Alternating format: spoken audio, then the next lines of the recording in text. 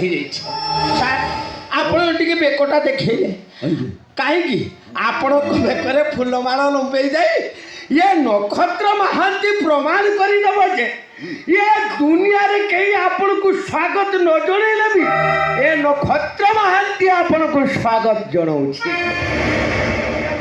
Sir sir ନମସ୍କାର sir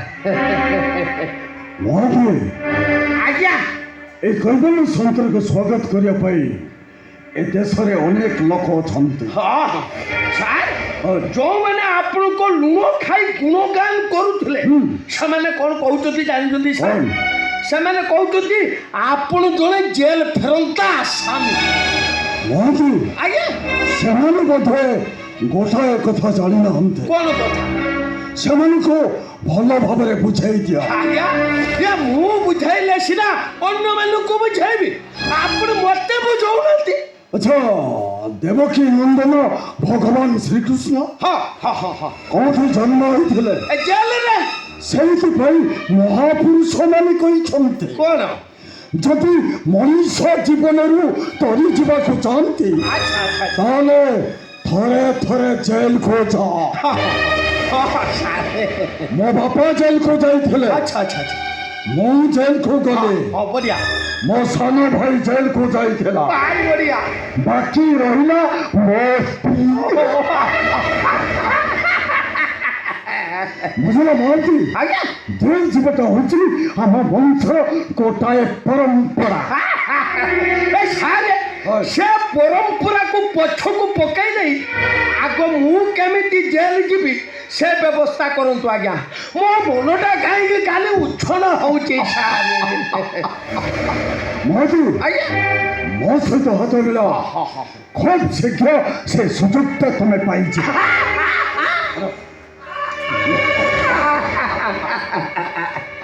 ସାରେ ସବୁ ଗଡ଼ବଡ଼ ହେଇଯାଇଛି ସାର୍ କାହିଁ କଲେଜ ଆପଣ ଜେଲ ଯିବା ପରେ ଯେଉଁ ଟୋକା ଆପଣଙ୍କ ବିରୁଦ୍ଧରେ ସାକ୍ଷୀ ଦେଇଥିଲା ସେଇ ଟୋକାଟା ସବୁ ଗଡ଼ବଡ଼ କରିଦେଇଛି ସାର୍ ହଁ ଏମାନେ କଥା କ'ଣ କି ଦୀନବନ୍ଧୁ ମାଷ୍ଟରଙ୍କ ଝିଅ ସହିତ ରମାକାନ୍ତ ବାବୁଙ୍କ ପୁଅର ବାହାଘର ହେଇଥାନ୍ତା ବେଦୀ ପର୍ଯ୍ୟନ୍ତ କଥା ଚାଲିଗଲା ଯେଉଁ ଟୋକାଟା ଆପଣଙ୍କ ବିରୁଦ୍ଧରେ ସାକ୍ଷୀ ଦେଇଥିଲା ସେଇ ଟୋକା ସେ ଟୁକିକୁ ତ ନେଇ ଚମ୍ପଟ ମାଇଲା ଆଉ ସାରେ 2 ଦିନ ପରେ ବାହା ହେଇ ଘରକୁ ଫେରିଲେ ଆଜ୍ଞା ଲଜ୍ଜାରେ ମୁଁ କାହା ଆଗରେ ମୁହଁ ଦେଖେଇ ପାରିଲିନି ଆଜ୍ଞା ମୋ ମୁଣ୍ଡଟା ତଳକୁ ହେଇଗଲା ସାରେ ଆଜ୍ଞା ସେ ଅଭିଜିତ ମହାପାତ୍ର ବର୍ତ୍ତମାନ କଣ ସାରେ ଚଉଠି ରାତି ବିତେଇବା ପାଇଁ ସେମାନେ ଖାଲି ଉଚ୍ଛନ ହଉଛନ୍ତି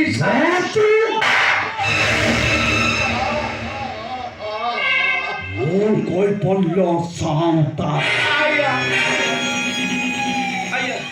ହାତ ପାଇଲେ ଏ ମୁଣ୍ଡକୁ ଚଢ଼ିଯାଏ 100 ଡିଗ୍ରୀ ତାପମାତ୍ରା ବିଷୟଟି ହେଇଯାଏ ବହୁତ ବଡ଼ ଖତରା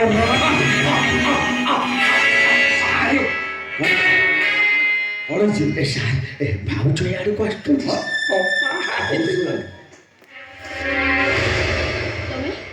ତମେ ଏଠି ଛିଡ଼ା ହେଇଛ ଆଜି ଆସିବ ବୋଲି ଆମକୁ ତ ଜଣେଇ ଦେଇ ପାରିଥାନ୍ତ କାହିଁକି ନା ତୋତେ ମତେ ପାଛଟି ଆଣିଥାନ୍ତୁ ନା ମତେ ଘୋଡ଼ାରେ ଚଢ଼େଇ ଆଣିଥାନ୍ତୁ ମହାନ୍ତି ମୋ ସ୍ତ୍ରୀକୁ ମାନିବାକୁ ପଡ଼ିବ ମୋ ସ୍ତ୍ରୀକୁ ମାନିବାକୁ ଦୁଃଖ ବେଳେ ଆସି ଛିଡ଼ା ହେଇକି ଆଜ୍ଞା ତମେ ସିନା ମୋ ବେକରେ ଫୁଲମାଳ ଲମ୍ବେଇ ଦେଲ ହେଲେ ମୋ ସ୍ତ୍ରୀ ମୋ ଜେଲରୁ ଆସିବା କଥା ଶୁଣି ହେଲେ କେମିତି ସଜେଇ ହେଇଛି ଦେଖ ଆଉ ଘରଟାକୁ କେମିତି ଛାମରେ ସଜେଇଛି ଦେଖ ଆପଣ ମୋ କଥା ଟିକେ ଶୁଣନ୍ତୁ ସାର୍ ଆପଣଙ୍କ ସ୍ତ୍ରୀ କାହିଁକି ଘରଟାକୁ ସଜେଇଛନ୍ତି ଆପଣ କିଛି ଜାଣିପାରୁନାହାନ୍ତି ସାର୍ ମୁଁ କିଛି ଜାଣିପାରୁନି ଜାଣିପାରୁନାହାନ୍ତି ସାର୍ ସାର୍ ମୋ କଥାଟା କହିଲେ ଏଠି ବୋମାଟା ବିସ୍ଫୋରଣ ହେଇଯିବ ନା ନ କହିବାଟା ଭଲ ମୁଁ କହିଲେ ବହୁତ କିଛି ହେଇଯିବ ଆଜ୍ଞା ନା ମୁଁ କହିପାରିବିନି ଆସୁଛି ସାର୍ ନମସ୍କାର ନା ନା ନା ମହାନ୍ତି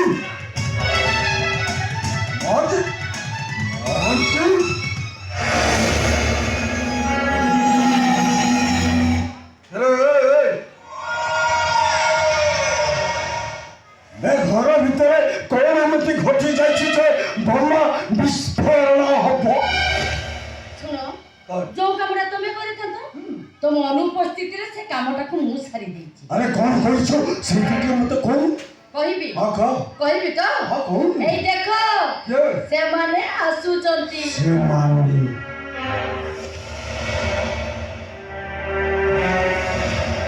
ରାଜ ଭାଇକୁ ପ୍ରଣାମ କର, ଯାଅ।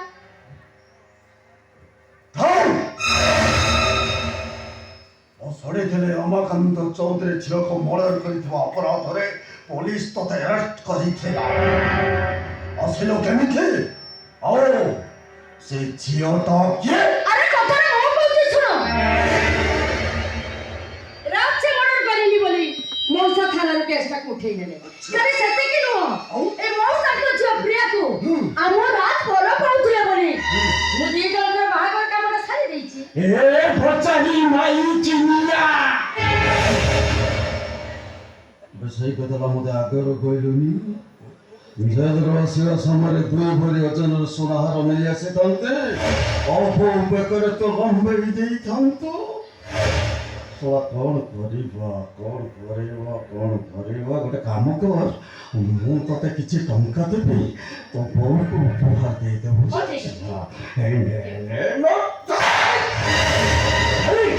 ତମେ ଭାଉଜକୁ ହାତ ଉଠେଇଦେଲ।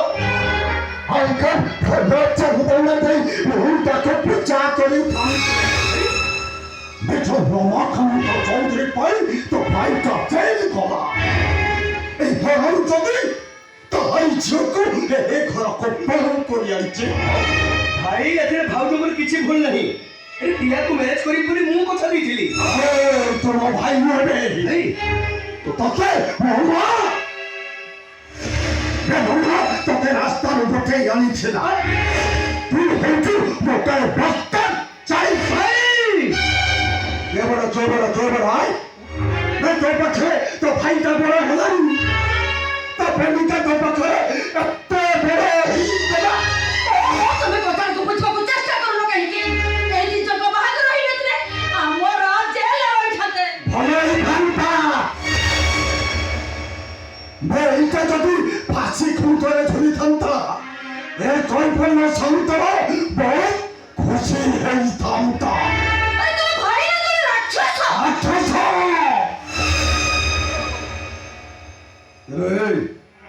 লোকা যখন বাবা পাই এতে ইচ্ছা ଥିଲା, তুই তো ঘরে ଥିଲୁ, ତତେ ବାହା ହେଇପାରିଲାନି। ପ୍ରିୟାକୁ ମ୍ୟାରେଜ କରି ତମେ ଯଦି ଭାବୁଛ ମୁଁ ଗୋଟେ ବହୁତ ବଡ଼ ପାପ କରିଦେଇଛି, ତାହେଲେ ଠିକ ଅଛି, ଆଜି ଏଇ ମୁହୂର୍ତ୍ତରେ ମୁଁ ଏ ଘର ଛାଡ଼ି ଚାଲି ଯାଉଛି। ଯେତେ ଶିକ୍ଷା ପଢୁଛ ଏ ଘର ଛାଡ଼ି ଚାଲିଯା। ଚାଲିଯିବି। ମୋ ଭାଇ ଭାଉଜଙ୍କ ସୁଖ ସଂସାର ମଝିରେ ମୁଁ କେବେ ହେଲେ ବାଲିବନ୍ଧ ହୋଇ ପ୍ରତିବନ୍ଧକ ହେବିନି। ମୋ ପ୍ରିୟାକୁ ନେଇ ଆଜି ଏଇ ମୁହୂର୍ତ୍ତରେ ମୁଁ ଏ ଘର ଛାଡ଼ି ଚାଲି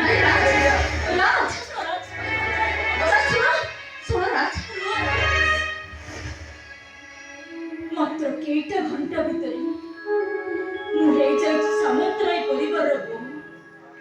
ହେଲେ ପିଲାଦିନରୁ ଆଜି ପର୍ଯ୍ୟନ୍ତ ତମେ ହଉଛ ଏ ଘରର ପୁଅ। ଗୋଟେ ପର ଝିଅ ପାଇଁ ଏ ଘରର ପୁଅ ତା ଭାଇ ପାଖରୁ ଅଲଗା ହେଇପାରିବନି। ମୋର ଭଲ ହବ, ମୋ ଭାଗ୍ୟକୁ ଆଦରି ମୁଁ ଏ ଘର ଛାଡ଼ି ଚାଲିଯିବି। ଖାଲି କଥାରେ କହିଦେଲେ ହବନି। ଏ ଘର ଛାଡ଼ି ଚାଲିଯିବା ପୂର୍ବରୁ ତୋ ହାତର ସଂକଟ ଏଇଠି ଭାଙ୍ଗି ଦବାକୁ ସିନ୍ଦୁରଟାକୁ ମୋ ଲଗରେ ପଛେଇ ଦବାକୁ ହବ। ଖରାପ ହେଇଯାଇଛି ନା ତମେ ପାଗଳ ହେଇଯାଇଛ? ମୁଣ୍ଡ ଖରାପ ହେଇଯାଇଛି। ମୋ ମୁଣ୍ଡଟାକୁ ଖରାପ କରିଦେଇଛୁ ତ, ଆଉ ମୋତେ ପାଗଳ କରିଦେଇଛୁ ମୋ ସାନ ଭାଇର।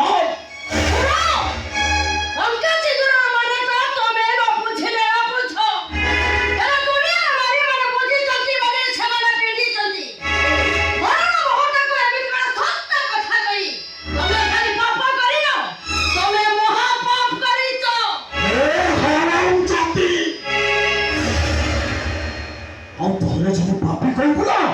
저 잠깐만 왠지 뭘 건드면 ଆଉ ଥରେ ଯଦି ମୋ ଭାଉଜଙ୍କ ଉପରକୁ ହାତ ଉଠେଇବାକୁ ଚେଷ୍ଟା କରିବ ତାହେଲେ ମୁଁ ଭୁଲିଯିବି ତମେ ମୋ ଭାଇ ବୋଲି। ମୁଁ କହିପାରିଲ ସାନ୍ତାରା হাত পাইলে এ ভুলটি চলছে 100 ডিগ্রি তাপমাত্রা আমি সমাজে যাই বড় কথা আমি দেবে আমি দেবে আমি দেবে না সেইটি ছিল লোকাল বললে সামন্তরা তোরে মা করে তা বড় অনিষ্ট করিବାକୁ চেষ্টা করে সে মাতা তন্টি করে করে রক্ত পিইলে রক্ত মোকাবিলা କରିବା ପାଇଁ তোর মা ପାଖରେ କିଛି ଅସ୍ତ୍ର ରଖିଦେବି ତା ପଣ ତ ଘୁରାଇ ସେ ତା ପୁଅକୁ ରକ୍ଷା କରେ କାହିଁକି ଜାଣିଛ କାହିଁକି ସେ ପଣ ତ ମାର ପଣ ତ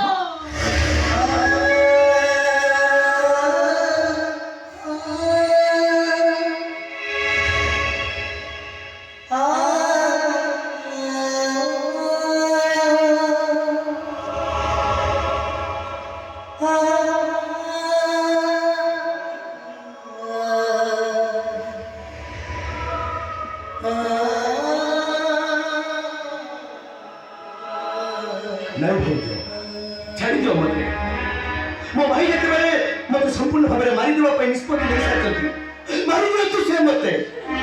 ଆରେ ପିଲାଟି ଦିନରୁ ବାପା ବୋଉ ମାର ପାରିକି ଚାଲିଯିବା ପରେ ଯୋଉ ଭାଇ ମୋତେ ବଢ଼େଇ ବୁଢ଼େଇ ଏଣୁଠି ଏତେ ବଡ଼ କରି ଆଣିଛି ଆରେ ଯାହାକୁ ମୁଁ ଦିନେ ବାପ ଆସନରେ ରଖି ପୂଜା କରୁଛି ଆଜି ସେଇ ଭାଇ ଯଦି ତାଙ୍କୁ ନିଜ ହାତରେ ମୋତେ ମାରିଦେବା ପାଇଁ ଚାହୁଁଛନ୍ତି ମାରିଦିଅନ୍ତୁ ମୋତେ।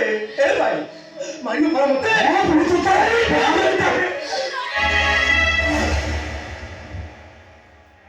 ନାଇଁ ଭାଇ ଆପଣ ରାଜକୁ ଛାଡ଼ି ଦିଅନ୍ତୁ ତାଙ୍କର କିଛି ଦୋଷ ନାହିଁ ସବୁ ଦୋଷ ମୋର ଆପଣ ମୋ ତଣ୍ଟି ଚିପି ମୋତେ ଶେଷ କରିଦିଅନ୍ତୁ ଭାଇ ତ କହୁଛି ଯିବି ମୁଁ ଏଇ ଆଜି ସାଥ କରି ଭାଇ ପର ଝିଅଟା ପରା ପର ଝିଅଟା ଏ ପର ଝିଅଟାକୁ ମାରିଦେଲେ ତମକୁ ପୋଲିସ ଆସି ଆରେଷ୍ଟ କରି ନେଇଯିବ ତମକୁ ଜେଲ ନହେଲେ ଫାଶୀ ହେଇଯିବ ହେଲେ ନିଜ ଭାଇଟାକୁ ମାରିଦେଲେ କେହି ପ୍ରତିବାଦ କରିବେନି ଭାଇ କେହି ପ୍ରତିବାଦ କରିବେନି। ଆସ ଭାଇ ମାରିବ ପରା ମୋତେ ଆରେ ମାରିଦିଅ ମୋତେ ଭାଇ ଆରେ ମାରିଦିଅ ମୋତେ। ଜୀବନରେ ମୁଁ ତୁମକୁ କେବେ ବି କିଛି ମାଗିନି ଆଜି କେବଳ ମୁଁ ଏତିକି ମାଗୁଛି ଏ ଦି ଜଣଙ୍କର ଖୁସି ପାଇଁ ସେମାନେ ସୁରର ସଂସାର ପାଇଁ ଆଉ ଏ ଘରର ମଙ୍ଗଳ ପାଇଁ ମୁଁ କାନି ପତେଇ ଭିକ ମାଗୁଛି।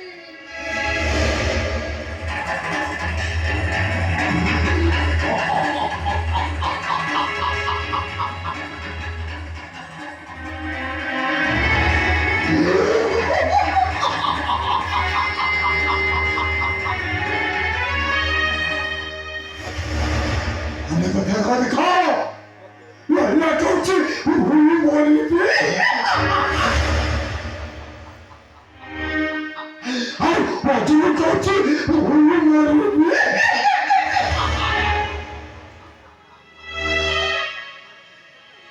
ସୁତରାଂ ବେଗମ କାହିଁ ପଟେ ସେମାନଙ୍କ ଜୀବନ ଭିକ୍ଷା ମାଗୁଛି